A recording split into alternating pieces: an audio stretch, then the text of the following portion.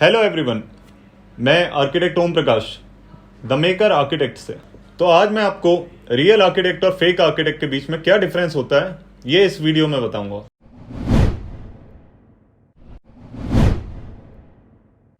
Real architect कौन होता है और उसे कैसे पहचाने। सबसे पहली चीज कि उसके पास काउंसिल ऑफ आर्किटेक्चर के लाइसेंस नंबर होगा जिससे हम पहचान सकते हैं कि वो रियल आर्किटेक्ट है। फेक आर्किटेक्ट की कैटेगरी में कौन कौन से आर्किटेक्ट्स आते हैं अब मैं आपको बताता हूँ। जो प्लम्बर, इलेक्ट्रिशियन, लाइटिंग वाला, ठेकेदार, सिविल इंजीनियर, जिसके पास आप जाते हैं ये लेके कि मेरे को घर का नक्शा बनवाना है या इसका इंटीरियर करवाना है या इसमें लाइट लगवानी है, तो वो होते हैं सारे फेक आर्किटेक्ट्स, क्योंकि उनके पास 5 साल का ना कॉलेज की डिग्री है ना एक्सपीरियंस है। उनका सोशल लाइफ में एक्सपीरियंस बहुत हो सकता है, लेकिन एक रियल आर्किटेक्ट और एक फेक आर्किटेक्ट में बस यही डिफरेंस है, उसकी डिग्री का और उसके काउंसिल ऑफ आर्किटेक्चर के जो रूल्स हैं जो 1972 अमेंडमेंट के बाद लागू हुए थे उनका। तो एक जो रियल आर्किटेक्ट होता है, अगर आप उसके पास जाएंगे नक्शा बनवाने के लिए, तो ज़रूरी नहीं है कि वो आपका पूरा प्लान ले, पूरा एलिवेशन या पूरा 3D वीडियो उस सब के साथ बनाए। एक जो रियल आर्किटेक्ट होता है वो किसी एक चीज़ में स्पेशलाइज्ड होता है। जैसे आप किसी आर्किटेक्ट के पास जाते हैं, आप उसके पास अपनी ज़मीन का नक्शा लेके गए कि हमारी 30x40 या 30x60 की ज़मीन है, इस पर हमें नक्शा बनाना है। अब हो सकता है वो आर्किटेक्ट सिर्फ प्लान बनाता हो और वो आपको रिफर करे दूसरे आर्किटेक्ट के पास जो सिर्फ एलिवेशन बनाता है कि आपकी बिल्डिंग दिखती कैसी है। लेकिन आप वहीं किसी टाइल वाले के पास जाते हैं और उसको बोलते हैं सर मेरा 30x60 का प्लॉट है, इसमें मेरे को सामने से कैसा दिखेगा ये बनवाना है। तो वो क्या करेगा, वो अपनी दुकान में जितनी टाइल्स हैं वो सारी आपके प्रोजेक्ट में लगा देगा। लेकिन ये चीज़ आर्किटेक्ट कभी नहीं करेगा। आर्किटेक्ट देखेगा कि फ्लोरिंग की टाइल है तो मुझे कहाँ से मंगानी है, सीलिंग की टाइल है तो मुझे कहाँ से मंगानी है, एलिवेशन की टाइल है तो मुझे कहाँ से मंगानी है। लेकिन वही चीज़ आप लोग जनरली क्या करते हैं कि वो डायरेक्ट किसी टाइल वाले के पास जाते हैं और सर हमें तो मटेरियल लगाना है, हमें घर अच्छा दिखना चाहिए। वो जाते हैं, वो क्या करता है अपने स्टोर का जो उसका सबसे घिसा पिटा और जो जिसको बोलते हैं कि एक्सपायरी डेट की क्वालिटी का माल होता है वो आपकी बिल्डिंग में लगा देता है और वो आपको अच्छा लगता है, जिसका कोई यूज़ नहीं होता, जिससे शायद आपकी बिल्डिंग में कितनी हीट जनरेट हो रही है वो और बढ़ सकती है। मतलब मान लिया कि आप किसी गर्म जगह पे रहते हैं तो हो सकता है वो ऐसी टाइल का यूज़ कर रहा है कि वहाँ से आपके घर में होने वाली जो गर्मी होगी वो बढ़ जाएगी, या सर्दियों में सर्दी ज़्यादा बढ़ जाएगी।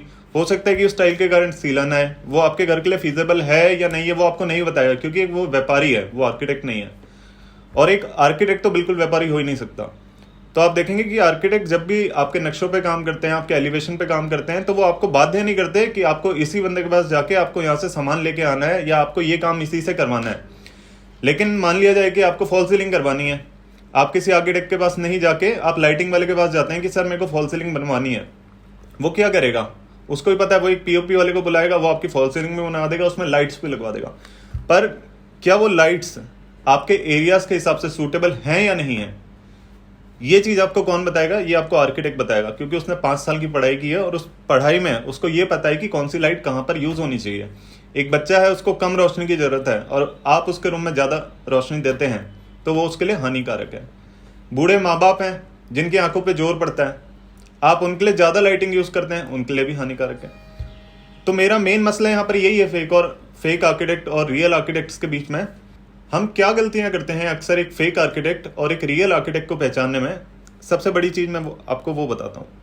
आप किसी फेक आर्किटेक्ट के पास जाएंगे तो बोलेगा कि मैं सब कुछ करता हूँ, मैं लैंडस्केप भी आपका कर दूंगा, मैं एलिवेशन भी बनाऊंगा, मैं 3D भी बनाऊंगा, मैं इंटीरियर भी करूंगा। वही चीज़ आपसे आर्किटेक्ट भी बोलेगा, लेकिन आर्किटेक्ट हर चीज़ को स्पेसिफिक रूप से करेगा और हर चीज़ का स्पेसिफिकेशन देगा। इवन वो आपका लैंडस्केप डिज़ाइन करता है तो वो उसमें आपको बताएगा कौन सा पेड़ कहाँ पर आना चाहिए, कौन सा फूल कहाँ पर आना चाहिए, कौन सा पत्थर कहाँ पर लगेगा, कौन सा ईंटा कहाँ पर लगेगा। आप किसी आर्किटेक्ट से पूछते हैं कि मेरे को एलिवेशन डिज़ाइन करने हैं, तो वो आपको एक एक चीज़ की डिटेल बताएगा कि अगर ये पत्थर लगेगा उनके बीच में ग्रूविंग कितनी होगी, मसाला कितना भरा जाएगा। लेकिन एक स्टोन वाला ये नहीं बताएगा। वो हो सकता है कि आपको कोई इमेज दिखा दे या आप उसको कोई इमेज दिखा दें और वो उसको वैसे ही लगा दे। लेकिन जैसे आपने देखा होगा कि अगर कभी किसी के पेट में दर्द होता है तो आप या तो एक डॉक्टर के पास जाएंगे या आप एक मेडिकल वाले के पास जाएंगे। डॉक्टर पहले देखेगा कि वो पेट दर्द क्यों हो रहा है। वो आपको हो सकता है कि उसने आपको 10 टेस्ट लिख के दे दिए कि हो सकता है भाई साहब इसकी वजह से ये हो रहा हो। और एक मेडिकल वाला क्या करेगा, वो एक बाय प्रोडक्ट निकालेगा, ठीक ठीक है पेट दर्द हो रहा है इस वजह से हो सकता है, तो वो आपको एक गोली दे देगा जिससे आपका दर्द कुछ टाइम के लिए तो ठीक हो जाएगा, लेकिन वो दोबारा बाहर निकल के आएगा। लेकिन डॉक्टर इस चीज़ की गारंटी लेगा कि अगर मैं कोई टेस्ट करवा रहा हूँ तो फुली एंड फाइनल हो और बिल्कुल अटैच्ड हो कि हाँ जो चीज़ मैंने करवाई है वो बिल्कुल ठीक है, तो वो आपको एग्जैक्ट क्या बीमारी है उसके हिसाब से दवाई देगा। तो सेम फर्क होता है किसी एक आर्किटेक्ट और किसी एक फेक आर्किटेक्ट के बीच में। आर्किटेक्ट आपके प्रोजेक्ट के बारे में हर एक ईच एंड एवरी डिटेल में आपको बता सकता है उस चीज़ के बारे में, लेकिन एक फेक आर्किटेक्ट नहीं बता सकता। आजकल आप किसी भी लकड़ी वाले के पास चले जाइए और आप उसको बोलिए सर मेरे को सोफ़ा बनवाना है, मैं घर का इंटीरियर करवा रहा था, तो वो आपको पीवीसी के पैनल्स दिखा के, लकड़ियाँ दिखा के, प्लाई दिखा के वो बोलेगा ये सारा काम तो हम भी करते हैं। आप किसी आर्किटेक्ट के पास जाएंगे, आप उनको 10,000 देंगे, 20,000 देंगे, लेकिन वो आपको ये नहीं बताएगा कि जो चीज़ मैं आपको लाख रुपए में बना के दे रहा हूँ वही चीज़ आर्किटेक्ट मेरे को 70,000 रुपये में बना के देगा, वो आपको ये नहीं बताएगा। चलिए एक एग्जाम्पल लेके बात करते हैं। जैसे एक कॉन्ट्रैक्टर, आप किसी कॉन्ट्रैक्टर के पास जाएंगे 30x40 या 30x60 का नक्शा लेके, तो आप उससे बोलेंगे सर ये कितने में बनेगा, वो आपको मोटा मोटा 1,300 रुपये, 1,400 रुपये, 1,600 रुपये स्क्वायर फीट में बनेगा, ये बोल के आपको बताएगा कि आपका घर टोटल इतने रुपीज़ में बनेगा। पर आप एक आर्किटेक्ट के पास जाएंगे तो आपको हर एक चीज़ का स्पेसिफिकेशन देगा कि इसमें आपकी 5,000-7,000 ईंटें लगेंगी, 50 कट्टे सीमेंट के लगेंगे, 2.5 टन रेत आएगी, 2.5 टन बजरी आएगी, 5 दरवाजे लगेंगे, इतनी रेलिंग लगेगी, इतनी खिड़कियाँ लगेंगी। वो आपको हर चीज़ की स्पेसिफिकेशन देगा, लेकिन एक ठेकेदार आपको ये नहीं देगा। वो रेट ज़रूर देगा और उसमें बताएगा कि इसमें आपके दरवाजे भी लगेंगे, पुट्टी भी होगी, ये भी होगा, वो भी होगा, इस कंपनी का होगा, उस कंपनी का होगा, लेकिन ना आपको वो 10 साल की वो वारंटी देगा कि आपने कहीं 50 लाख रुपए, 1 करोड़ रुपए इन्वेस्ट किए हैं और सारा सामान लगा दिया है, कल के दिन इसमें कोई भी भूल चूक हो जाती है, लकड़ी में सीलन आ जाती है, पीओपी चटकने लगता है, दीवार में क्रैक आ जाते हैं, बीम में बेंड आ जाता है, कॉलम झड़ जाता है, तो इसकी जिम्मेदारी कौन लेगा? ठेकेदार बिल्कुल नहीं लेगा। तो अगर आप अपना 50 लाख या 1 करोड़ का प्रोजेक्ट किसी के हाथ में देना चाहते हैं तो आप किसके हाथ में देना चाहेंगे, एक आर्किटेक्ट या एक कॉन्ट्रैक्टर? क्योंकि आर्किटेक्ट हर चीज़ पे, चाहे वो कोई उसका खुद का कॉन्ट्रैक्ट हो या कोई भी एलिजिबल गारंटी हो या कोई भी लीगल एक्शन हो, वो उस सब में आपके साथ खड़ा होगा। लेकिन एक कॉन्ट्रैक्टर उस चीज़ में आपके साथ खड़ा होता है या नहीं होता, आप नहीं जानते। आप किसी आर्किटेक्ट के पास जाएंगे तो वो आपको बताएगा कि इस ज़मीन का नक्शा कैसे पास होना है, इसमें बिजली का कनेक्शन कैसे लेना है, इसमें गैस का कैसे कनेक्शन आएगा, इसमें पानी का कैसे कनेक्शन आएगा, अगर रोड की कनेक्टिविटी नहीं है तो कौन से प्राधिकरण में या कौन से नगर निगम में इसको अप्लाई किया जाए। लेकिन कॉन्ट्रैक्टर ये सारी चीज़ें आपको नहीं बताएगा। और जो जो चीज़ें आर्किटेक्ट आपको बताएगा, मानते हैं कि वो उसके लिए फीस ज़रूर आपसे बोलेगा, लेकिन वो हर चीज़ की आपको गारंटी देगा, चाहे वो मटेरियल की हो, चाहे वो उसके वर्क की हो, चाहे कंसल्टेंसी की हो। कल के दिन बिल्डिंग को कुछ होता है तो उस चीज़ की गारंटी भी एक आर्किटेक्ट लेता है। तो आर्किटेक्ट अगर 20,000 50,000 रुपये किसी चीज़ के लिए चार्ज कर रहा है या कोट कर रहा है आपको, तो इसमें सिर्फ इतना नहीं कि वो आपको प्लान बना के दे दे रहा है या स्ट्रक्चर बना के दे दे रहा है, वो उस चीज़ की गारंटी ले रहा है कि कल के 3 साल, आज से 3 साल बाद तक तो इस चीज़ को कुछ होगा ही नहीं। नॉट इन द सेंस कि कभी कोई भूकंप आ जाता है, इन द सेंस कि आपके सारे डॉक्यूमेंट्स, आपकी सरकारी जितनी भी बाधाएं आती हैं, उन सब में वो 3 साल तक आपकी मदद करेगा। और जो बचे हुए 7 साल हैं उसमें आपके मटेरियल पे, आपके नल में, आपके किसी फिटिंग में, आपकी इलेक्ट्रिसिटी में कोई भी फॉल्ट आता है, कुछ भी होता है, आप आर्किटेक्ट को कॉल करिए और ऑन साइट आपको वो सारी सुविधाएं दी जाएंगी जो एक क्लाइंट को मिलनी चाहिए। वरना आप खुद सोचिए कि 50 लाख और 1 करोड़ का घर बनवा के आपको दर की ठोकरें खाना पड़े कि आज हमारा यहाँ क्रैक आ गया, कल हमारा वहाँ क्रैक आ गया, आज ये हो गया, कल वो हो गया। ठेकेदार जिसको आपने काम दिया था वो मान नहीं रहा है, वो मना कर रहा है, ऑन पेपर्स कुछ बात नहीं हो रही है। तो इन सभी चीज़ों से बचने के लिए आप आर्किटेक्ट के पास जाइए, क्योंकि ही और शी इज एन एजुकेटेड गाय। वो लोग 5 साल पढ़े हैं, उन्हें महत्व पता है कि कैसे मार्केट में इज्जत बनती है और कैसे बिगड़ती है। तो ऐसा नहीं है कि किसी आप आर्किटेक्ट के पास जाएंगे तो वो आपको बहुत ज़्यादा कोट करेगा, नहीं, बिल्कुल नहीं है। ये एक बहुत बड़ा मिसकंसेप्शन है।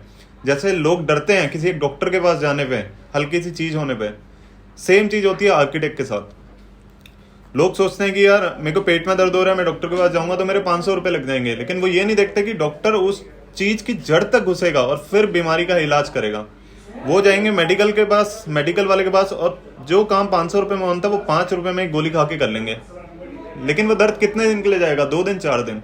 ऐसी अगर आप फीस देना चाहते हैं तो एक आर्किटेक्ट को दीजिए, ताकि वो जो भी चीज़ डिज़ाइन करे या वो जो भी चीज़ आप करवाना चाहते हैं वो आपके लिए कर रहा है तो वो इस तरह से करे कि आपको ज़िंदगी भर दिक्कत नहीं आए। आप किसी वेंडर के पास जाते हैं और एज एन आर्किटेक्ट काम करवाते हैं तो दिक्कत आपको आएगी, इस चीज़ की गारंटी मैं ले रहा हूँ। आपको आएगी, और एक बार नहीं आएगी, 10 बार आएगी। प्लम्बिंग में आप टॉयलेट में जाएंगे तो सीलन आएगी, टॉयलेट के बगल में कोई रूम है उसमें सीलन आएगी ही आएगी। अगर आप किसी एक आर्किटेक्ट से काम नहीं करवाते हैं तो आप फॉल सीलिंग लगवा लीजिए, बिजली का बिल बढ़ जाएगा। आप वाटर टैंक स्टोरेज बनवा लीजिए, फिर भी आपकी पानी की खपत बहुत ज़्यादा होगी, क्योंकि उसका कैलकुलेशन नहीं करेगा कोई ठेकेदार, वो जनरली बता देगा 3 लोग रहते हैं इतना आपको चाहिए। आप टाइल लगवा लीजिए एलिवेशन में, उसके अंदर फफूंद लगेगी। लेकिन ये क्लाइंट को तब समझ आता है जब 2 साल 4 साल निकल जाते हैं, तब उसको समझ आता है कि ये चीज़ें तो होना चालू हो गई हैं। और जो बिल्डिंग आपकी 50 लाख में बनी थी, अब उसमें रिपेयरिंग करवाते करवाते वो 1 करोड़ की पहुंच जाएगी अगले 10 साल में।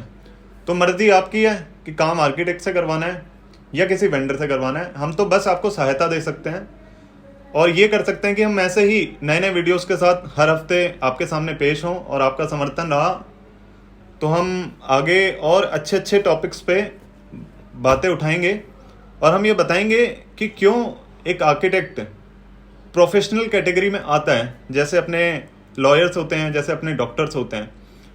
और हम ये भी बताएंगे कि आर्किटेक्ट को इम्पोर्टेंस नहीं देना हो सकता है आज आपके लिए बहुत फायदेमंद हो, लेकिन कल ये नुकसानदेह कैसे होगा आपके लिए और आपकी सेहत के लिए भी, हम ये बताएंगे।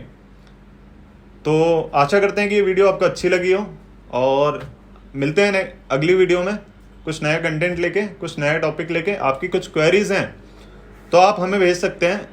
हमारा मोबाइल नंबर है 8077675895। धन्यवाद।